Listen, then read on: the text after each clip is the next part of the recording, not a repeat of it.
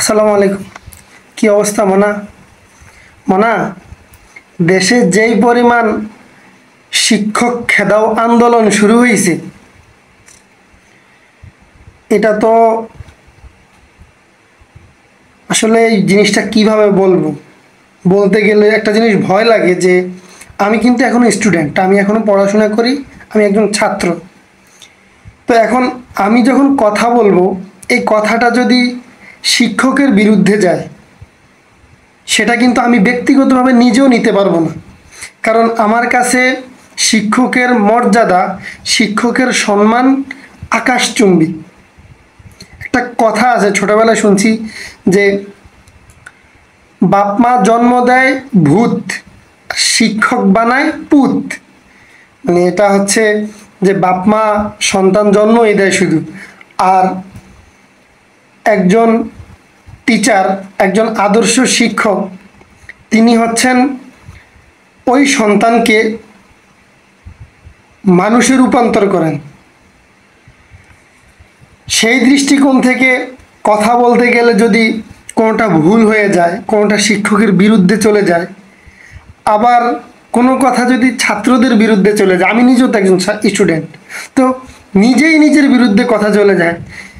এই কারণে কথাটা বলতে খুব ভয় লাগতেছে। তারপরেও দেশের এই ক্লান্তি লগ্নে কিছু কথা না বললেই নয়। দেখেন, একজন প্রকৃত শিক্ষক, তার সম্মান, তার মর্যাদা বাবা মায়ের মতো, আমি বলি যে তার চেয়েও বেশি। কারণ শিক্ষক যদি না থাকতেন, শিক্ষক যদি না হতো, তাহলে আমরা কার কাছে শিখতাম? আমরা কার কাছে জ্ঞান অর্জন করতাম? এখন কথা হচ্ছে, শিক্ষক যে বাবা মায়ের সমতুল্য বা তার চাইতে বেশি, শিক্ষকের মর্যাদা যে আকাশচুম্বী, এতে কোনো ধরনের ভুল নাই। কিন্তু যারা শিক্ষক না, যারা শিক্ষক না, শিক্ষক না হয়ে শিক্ষকের জায়গাটা দখল করে রাখছে, তাদের কি করা উচিত?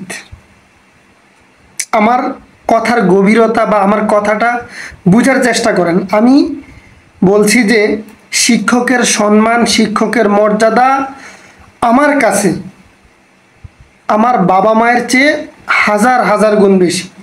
কিন্তু যে ব্যক্তি শিক্ষক না, ওই ব্যক্তি শিক্ষকের যে স্থান, ওই স্থানটা দখল করে রাখছে, তাকে কি করা উচিত?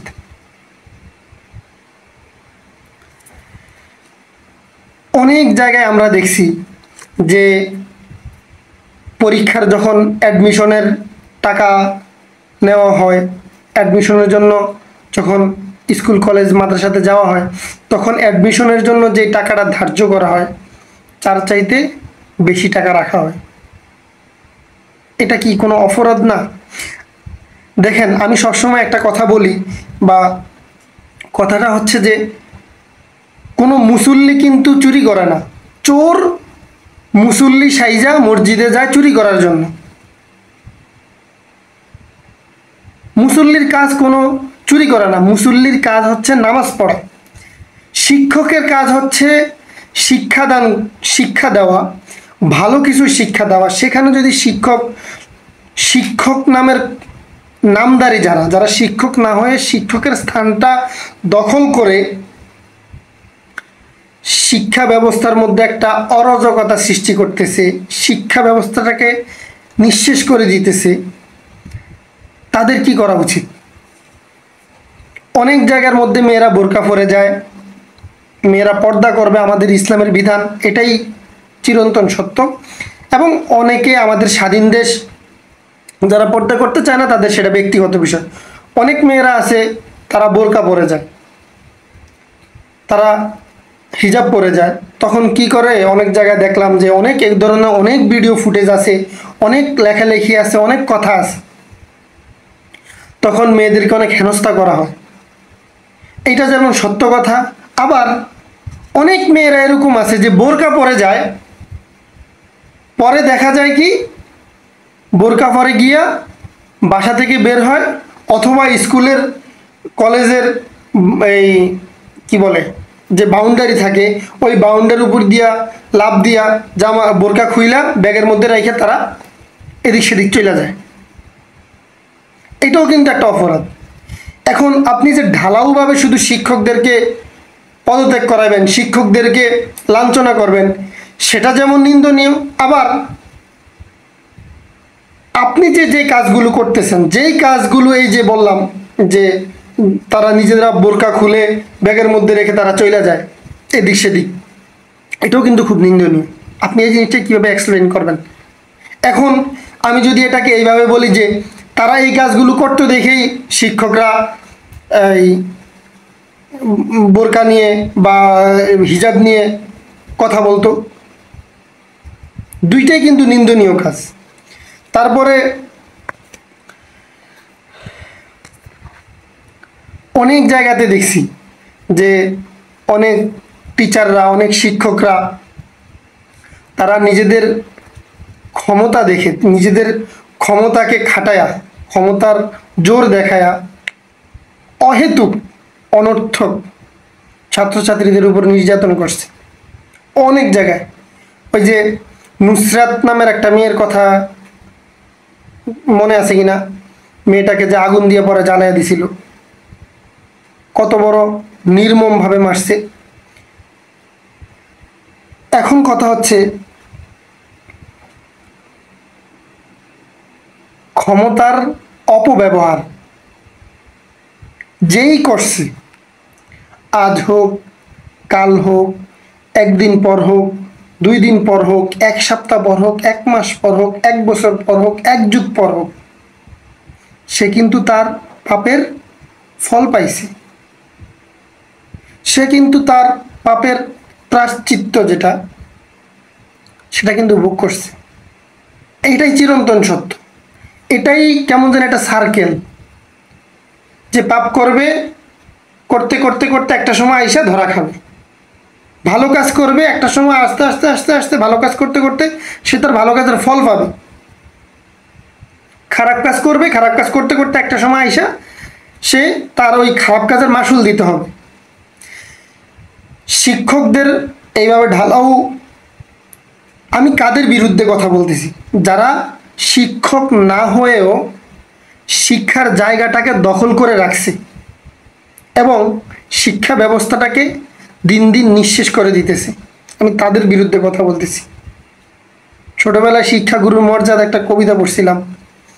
আমি বারবারই বলতেছি যে শিক্ষকের মর্যাদা আমার কাছে আকাশচুম্বী। শিক্ষকের মর্যাদা, একজন টিচারের মর্যাদা, একজন টিচারের সম্মান, একজন টিচারের প্রতি শ্রদ্ধা, এটা আমার বাবা মায়ের প্রতি আমার যতটুকু তার চাইতে অনেক বেশি। কারণ এই যে আমি কথা বলতেছি, এই যে আমি কথা বলতে পারতেছি, এগুলো আমার শিক্ষকদের শেখানো জিনিস। আমার শিক্ষক ছিল বিদায় আমি শিখতে পারছি। এখন কথা হচ্ছে এই যে আমি আমার এক মামাতো ভাইয়ের কথা শেয়ার করি। আমার মামাতো ভাই যখন আমার মামানি মারা যায়, তখন আমার মামানির একটা ডিপোজিট ছিল। মামানি মারা যাওয়ার আগে একটা ডিপোজিট ছিল। তখন মারা যাওয়ার পরে মামানির নামে যে ডিপোজিট, ওই টাকাটা তোলার জন্য ওই মামানির যে ছেলে, যা আমার মামাতো ভাই, ও যে মাদ্রাসা পড়তো, ওই মাদ্রাসার যে প্রধান শিক্ষক বা প্রিন্সিপাল ছিল, ওনার কাছে গেছে, উনি নাকি সিগনেচার দেয় নাই। তো এই যে আমি জানি না কেন দেয় নাই বা কি আসল বিষয়। এখন যদি উনার নিজের ক্ষমতার বলে যদি উনি কোনো কারণ ছাড়াই বিনা কারণে এই কাজটা করে থাকে, তাকে এই উপকারটা না করে থাকে, একজন ছাত্র হিসাবে একজন টিচারের কাছে, তার ওস্তাদের কাছে যাইতেই পারে। একটা বিষয় নিয়ে প্রবলেম যখন পড়ছে, তখন এটা সলভের জন্য তার কাছে যাইতেই পারে। এখন সে যদি বিষয়টাকে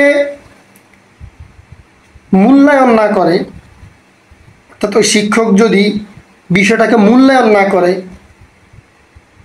বিষয়টাকে আমলে না নেয়, তখন তো শিক্ষকের প্রতি ওই শ্রদ্ধাটা তখন থাকবে না।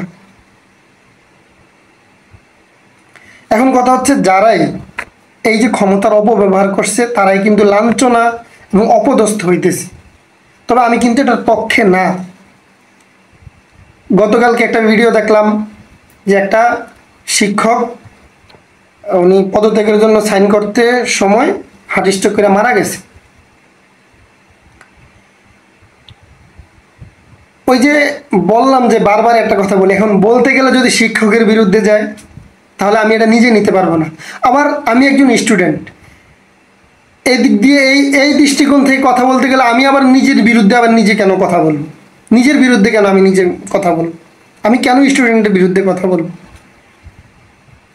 এখন কথা হচ্ছে, আমরা যদি বিষয়টাকে নিজেরা নিজেদের হাতে আইন তুলে না নিয়ে, দেশ যেহেতু এখন সংস্কারের দিকে যাচ্ছে, দেশের আইন কানুন, দেশের যে নিয়ম শৃঙ্খলা বা দেশের যেই যারা দেশ এখন পরিচালনা করতেছে, যারা দেশের প্রশাসন আছে, তাদের মাধ্যমে আমাদের অভিযোগগুলো যদি তাদের কাছে গিয়ে বলি, আমাদের অভিযোগগুলো, আমরা যেই সমস্যাগুলোর মধ্যে আছি, যেই প্রবলেমের মধ্যে আমরা ঘুরপাক খাচ্ছি, ওই প্রবলেমগুলো যদি আমরা তাদের কাছে গিয়ে উপস্থাপনা করি,